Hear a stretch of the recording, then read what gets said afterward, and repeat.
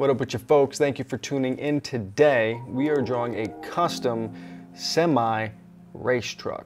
So I start this sketch off as I usually do, which is by laying out the wheels. Right, so I start with the front wheel, the wheel that's closest to us in perspective. You don't have to, that's how I do it. Then I lay out the rear wheel because that allows us to set up the wheelbase and just making the adjustments to the proportion right at the outset. So I like to start with the wheels. That's how I work. If you find another way that works better for you, some people like to start with the headlight or with the DLO or the window glass. Whatever works best for you. I like starting with the wheels because it lays out a clear framework to build on, which is what I'm doing here. All right, so I've laid out the wheels, I lay out the ground line, obviously set the far side wheel. In this case, I didn't actually draw the full ellipse for that. I just kind of indicated it with a mark on the page to set the width. And then I built up and off of that. Here I'm coming around, starting to lay out the glass and try to figure out, maybe there's, a unique little notch around that front section. Maybe I can turn that into a vent, or if anything, it just adds some visual interest to that glass section. And here I'm starting to work out what are the forms around the cabin. Often I'll just bounce around a sketch. In this particular sketch, and more recently, I've been kind of starting with the wheels, start working with the front or the rear, whichever section I'm working on. If it's a rear 3/4 or front 3/4, and then I just build out from that corner, which is kind of what I've done here. But again, as you can see, I'm still kind of bouncing around as I see things in the sketch. As things start to come to me, or I can start to visualize different sections, I just bounce around. Right, so at this particular corner earlier, didn't have an idea of what I wanted to be there, so I just moved on to something else. But now I've come back, as you can see, and starting to work around this type of inlet for the brakes, for brake cooling, or maybe even some kind of engine cooling if you need it. There's minimal intakes on this particular vehicle at the moment, so maybe it's electric. In the previous race truck sketch that we did, I kind of toyed with that idea, but it didn't really communicate it thoroughly through the aesthetic.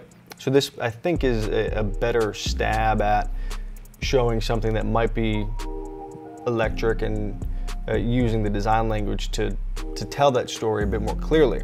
Right, so in this case, it means it's, there's a lack of major intakes at the front, which might indicate, oh, maybe there's something else going on here, right? Hence an electric motor, natural gas, or whatever it may be. And then, since I'm not going to have this massive intake up front, what do you do with that front shape? I mean, you have infinite options. So in this particular moment, I'm just kind of creating this block of sorts so that it could have an impressive stance if you see it in real life. And again, I'm using a Prismacolor versus a very thin.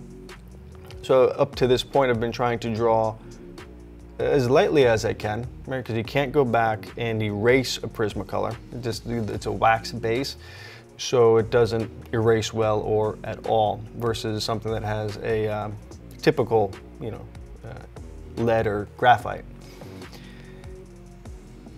So I work lightly, build up, and then once I've got a sense for the shapes, the volumes, and I've laid in everything lightly, then I come back in and tighten things up by pressing a little bit harder. Then I start to add some value. As you can see here around the DLO, the daylight opening, or the glass, the window, whatever you want to call it, that's exactly what I've done, is I've just started to now define a bit more crisply, a bit more clearly what those lines are, what those shapes might be. And then just working around the cab. And again, adding in that back section, just kind of tucking in some type of a roll cage, anything to add some kind of rigidity to this big semi-truck chassis. If you haven't seen them race, you should definitely check a video out on YouTube or something like that. These things get some crazy body roll. So any kind of structural rigidity that we can add is certainly welcomed and arguably even necessary. And once I've got all the line work essentially worked out, as far as a sketch is concerned, it's worked out. You could obviously get into Photoshop and you're starting to render things out and then really massage the shapes. But again, line work here is pretty much worked out, so now I start to add some value, start to define some more of those shapes, start to give things a more definitive read. And I'm thinking that this front form statement, if you will kind of have this three-faceted look. You know, top facet, the center, and then, you know, it kind of tucks back in, just so that it's not just a square, just kind of extruded from the front end. Give it a little bit of sexiness, you know, a little bit of form there. And doing the same thing for these corner surfaces, for these little vents, starting to define the bottom of the wheels to make the sketch start to feel like it's sitting on the ground. And a ground shadow is always a good way to do that as well. Otherwise, your sketches just feel like they're floating on thin air, which is fine if that's the look you're going for, but I'd like this sketch to look like it's planted on the ground, like it's about to take off. And then starting to add some light value around this body side section. We've got some, it's a little atypical for a semi-truck, for sure, but that's what we're going for. It's a concept. And again, continuing to add value, building up, not starting off too dark, right? Starting off fairly lightly. And I'm using the same idea of like a 1, 2, 3 read. I'm figuring that the light is coming from the top, maybe the top side. So the front is going to be fairly dark. The side is going to be a little bit lighter since it's getting more light. And then the top surfaces will be the lightest of the surfaces because they're facing most directly towards the light. If you have any questions, leave a comment. I'm happy to get into that a little bit deeper in another video, because that can be kind of complex to visualize if you haven't been exposed to that kind of idea or that kind of practice.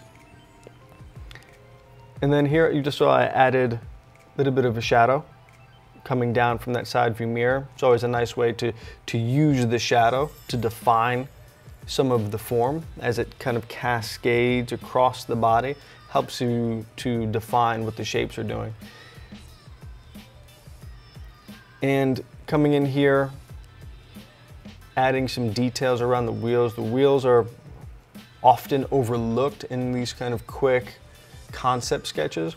I think the wheels are really important, so if we can give them a proper attention, I think it goes a long way to make the sketch feel real and to feel more finished, quite honestly. So I'll go through here. If you wanted to get really tight with it, you could bust out the ellipse guides and set them all up and draw your ellipses perfectly.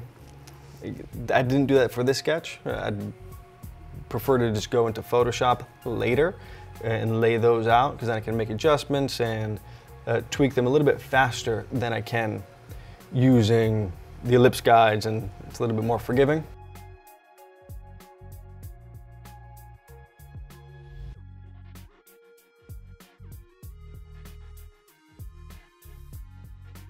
In doing the same thing here for the rear wheel, I don't add quite as much detail for the rear wheel because I'd like the eye of the viewer to focus more towards the front end, where the majority of the detail is, where the majority of the design is. That's just a rear wheel. There's nothing even covering it even.